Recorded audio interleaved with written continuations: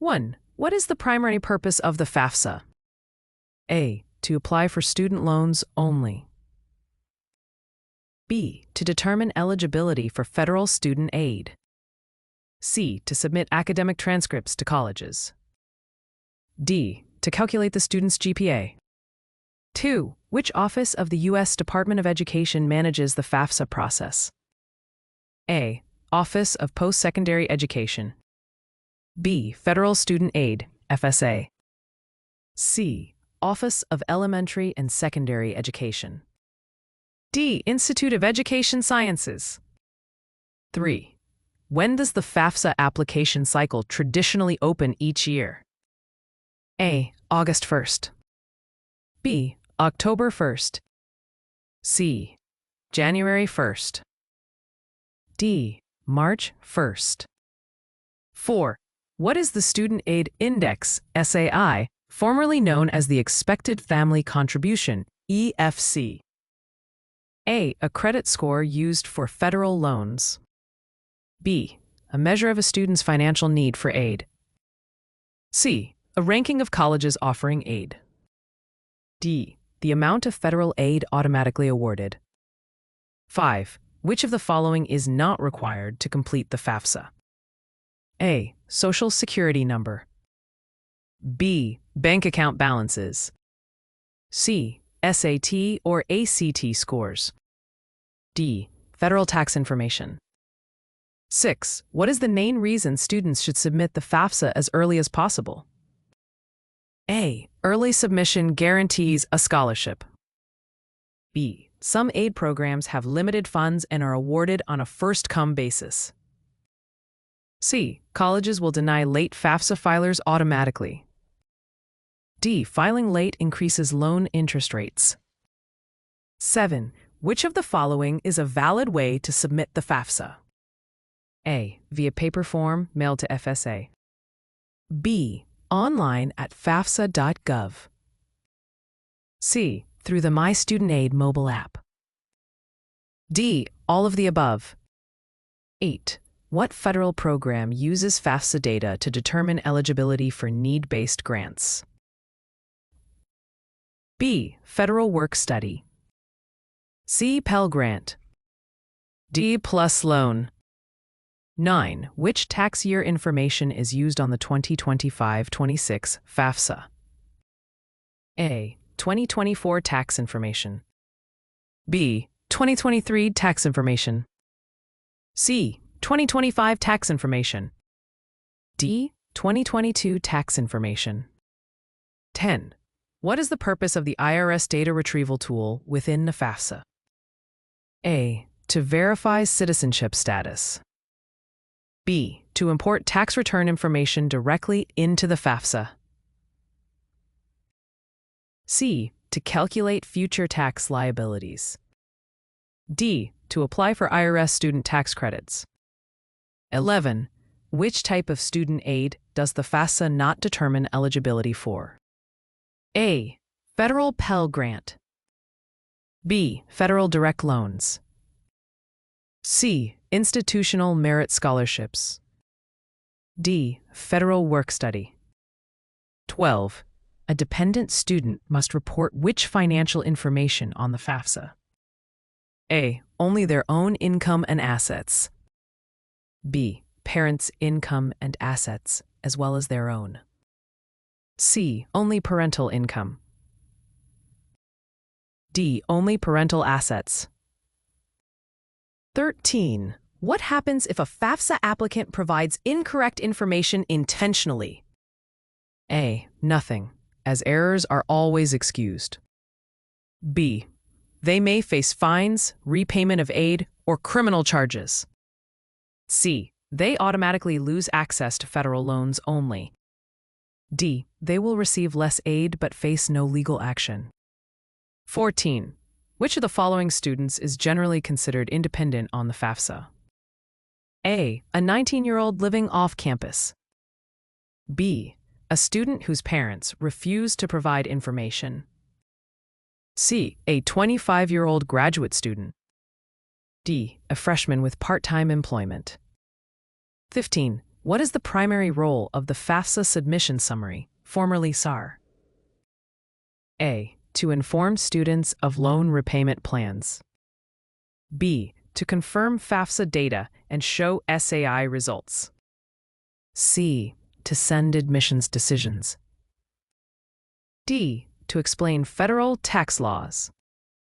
16. Which PIN or ID is used to electronically sign the FAFSA? A. FAFSA code. B. Federal PIN number. C. FSA ID. D. IRS sign-in. 17. What is the FAFSA deadline for federal aid eligibility? A. June 30th of the academic year. B. December 31st of the application year. C. March 15th of the academic year. D. April 1st of the following year. 18. Which aid type is typically repaid after graduation? A. Pell Grant. B. Federal Direct Loan. C. FSEOG, Supplemental Grant. D. Iraq and Afghanistan Service Grant. 19. How many schools can a student list on the FAFSA at one time? A. Up to 5. B. Up to 10. C. Up to 15. D. Unlimited. 20. What does FAFSA stand for? A. Free application for federal student assistance. B. Federal aid for student advancement. C. Free application for federal student aid. D. Federal application for student awards. 21. Which of these is an example of campus-based aid that requires FAFSA? A. Pell Grant. B. Federal Work Study. C. Direct Subsidized Loan. D. Parent Plus Loan. 22. Why might a FAFSA applicant be selected for verification? A. Random selection or conflicting data. B. Only when applying for loans. C. If they fail to pay an application fee. D. Because they attend a private college. 23. What should a student do if their family's financial situation has changed after submitting FAFSA? A. File a new FAFSA immediately. B. Contact the college's financial aid office to request a professional judgment review. C. Wait until next year's FAFSA cycle. D. Report the change directly to the IRS. 24. Which of the following is true about FAFSA and non-citizen eligibility? A. Only U.S. citizens can apply. B. Eligible non-citizens, such as permanent residents, can receive federal aid. C. All international students automatically qualify. Non-citizens must submit an additional FAFSA form. 25. What happens if a FAFSA application is submitted after the federal deadline? A. The application is rejected and no aid is awarded. B. It may be considered only for loans. C. The student may still be eligible for state or institutional aid if their deadlines are later. D. The applicant must wait until the next academic year. 26. Which of these is an example of information students need to update if it changes after submission? A. College major. B. Marital status if selected for verification. C. GPA. D. Test scores. 27.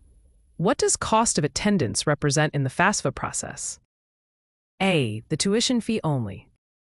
B. All educational expenses, including tuition, fees, room, board, books, and supplies.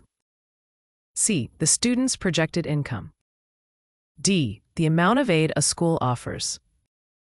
28. Which parent's information is reported if the student's parents are divorced? A. Both parents' income, regardless of custody. B. The custodial parent's income or the one providing most support. C. Only the father's income. D. Only the mother's income.